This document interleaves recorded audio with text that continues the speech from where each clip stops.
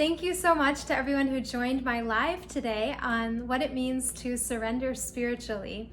I had intended to save the video to be able to share it with anyone who couldn't make it, but I had to surrender that intention because unfortunately it didn't happen. So I'm instead recording a shorter video summary for you about what we talked about today on the session. When we talk about what it means to surrender, it's a very, very interesting concept because there's a big difference between surrendering and giving up. We often think that it's one and the same, but when you give up, it means you're giving up all actions. Surrendering, on the other hand, is about doing all the effort and making all the actions that we need to make, but then completely letting go of our attachment to the outcome of those actions. For example, I had done the live, I answered all the questions that had come in, and I had pushed save to IGTV. I did everything that I was intending to do, but then for some strange reason it wasn't able to save to my IGTV. So I had to surrender my attachment to that happening and then create this video summary instead. It's really brilliant how these kinds of teachings force us to come into greater and greater alignment with them. That's really what it means to surrender, is to, come into alignment and to come into an attachment to the ultimate truth. We don't necessarily need to surrender to any person, to any deity, even to any religion. When we are surrendering, we are ultimately surrendering to the highest truth. And we will make all of our actions be lining up with that. We had also talked about how in the practice of karma yoga, we practice a lot of surrendering. We surrender our likes and dislikes. We go beyond our attachment to pain and pleasure, to loss and gain, to fame and disfame, to honor and dishonor. We are simply surrendering to be in a space of equanimity. When we are really able to surrender, we are able to be okay with whatever outcome comes our way. This is a part of the karma yoga practice. We offer all of our actions, all of our words, and all of our thoughts in service of an ideal and in service ultimately of truth. We can do it in service of any deity we may connect with who reminds us of the truth, but ultimately we are offering our actions so that they are for something bigger than the purpose of our own ego and its fulfillment and satisfaction. When we are really practicing karma yoga, we also have an attitude in looking at everything that happens in our life with the eyes of equanimity. When we receive something positive in our lives, we understand that we are not the doer of any of our actions, and therefore everything positive that comes to us ultimately comes to us from the divine. When something negative happens to us, when we receive the news of a death or a loss, or some misfortune, or even bullying, or even abuse that may befall us, then with a karma yoga attitude, we're really able to investigate into what the misfortune, what the distress, what the loss has to offer us and teach us spiritually. When we really surrender, we are always questioning what is the deeper meaning of this misfortune and how can I really milk it to be able to discover the fortune that ultimately is within. And when someone passes away, for example, when we're really on a spiritual journey and we're really practicing surrendering spiritually, then we ask ourselves, how can I connect with what is undying in that person, which is ultimately the soul that lives in that person and that lives in myself. When we really connect at that level, then whatever may happen, it doesn't affect us because we know who we really are. That is really the ultimate journey of surrendering. I had received another question about whom we should surrender to, our own self, to someone we believe in, to a deity. It's really, really important to have that clarity that we are surrendering to the truth. And when we surrender to the truth, we may seek out the guidance of a guru or the support of a coach to be able to help put us onto the path of surrender to the truth. It is important, however, when we do that, that we are always keeping our eyes open and we're constantly questioning. That is really how we're able to utilize any kind of spiritual teachings to propel us to a deeper place within ourselves. There's a really beautiful quote that I had shared that I love about the spiritual path and what it really means to surrender and what you should be surrendering to, that was given to us by Lord Buddha. And Lord Buddha has said in the book that I'm quoting, which is called Vedanta Treatise, a really wonderful book about the answers to life's biggest questions, and the biggest question being that of who am I?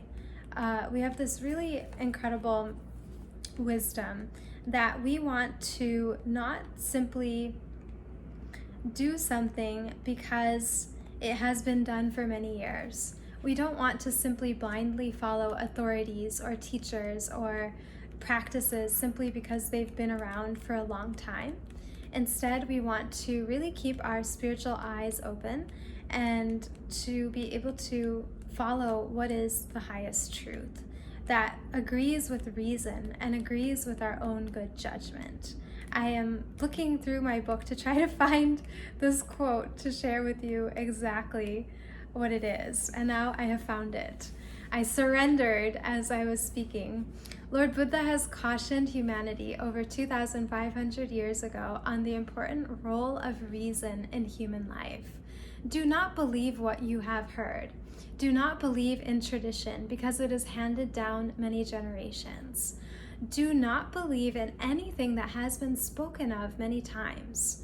Do not believe because the written statements come from some old sage. Do not believe in conjecture. Do not believe in authority or teachers or elders. But after careful observation and analysis, when it agrees with reason and it will benefit one and all, then accept it and live by it. So ultimately, we have to test out these teachings in the laboratory of our own lives. And once we have tested and proven their efficacy in our lives, then we surrender ourselves to them. We surrender ourselves to the practices and to the attitudes and to the teachings that bring us the greatest freedom from the suffering that we have and from the inevitable pairs of opposites and ups and downs that we experience in our human birth.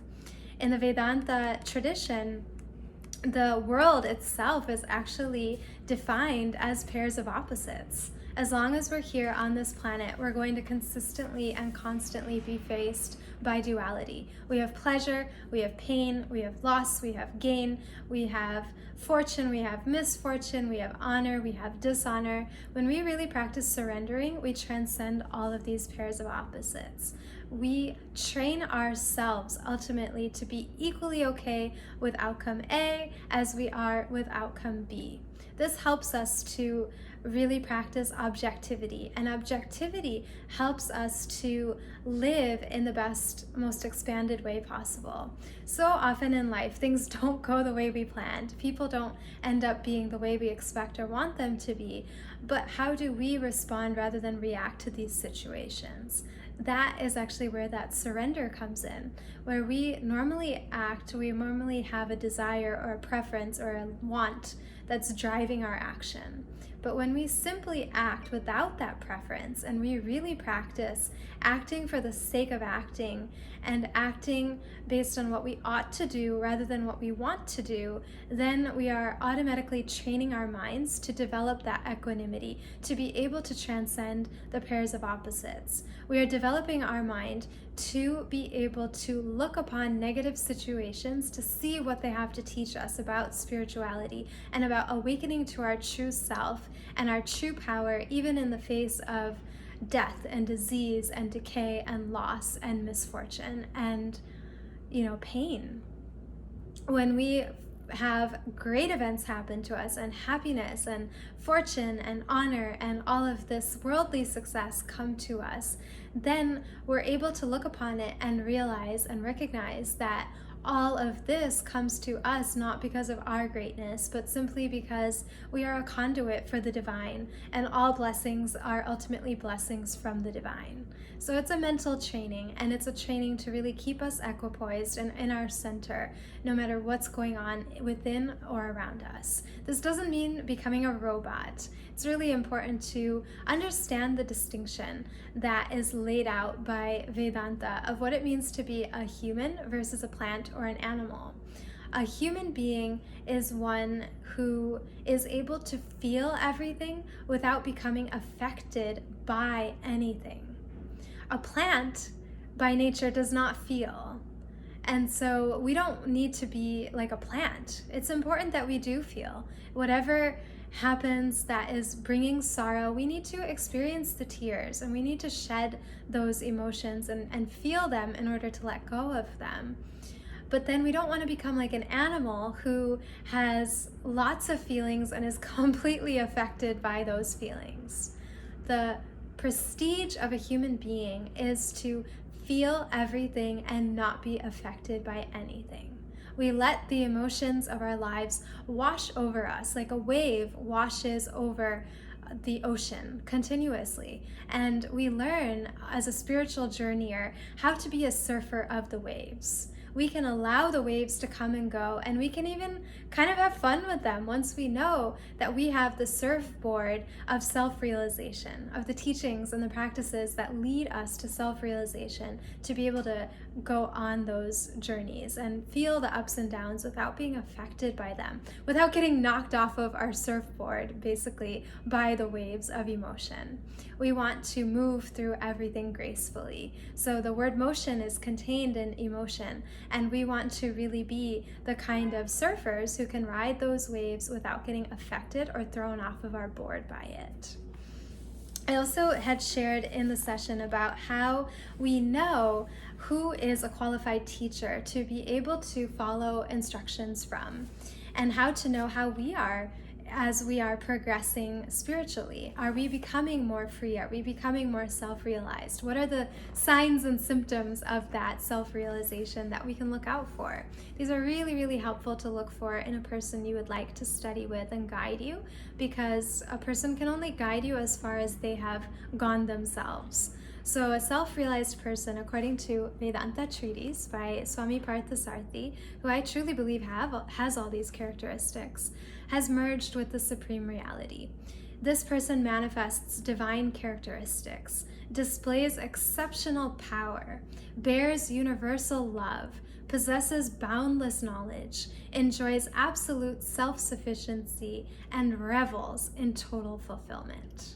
It's really important to look at all of these. If a person is out there, say, teaching and just has an eye towards fame and fortune and how many followers are coming, and is dependent upon these things to feel fulfilled as a teacher, for example, then this person is not having absolute self-sufficiency. There's still a long ways to go there. If they're, outsourcing all labor onto people who are volunteers to do it all for them, then there's not the sense of self-sufficiency. A true master is one who is constantly, first and foremost, emotionally sovereign. We want to develop that real emotional neutrality, equanimity, and bliss. And then further, we want to bear that universal love. A real master is one who can actually feel compassion towards those who would harm them and want them to suffer. This doesn't mean becoming codependent and becoming a servant of those who would want you to suffer and endlessly negating your own needs.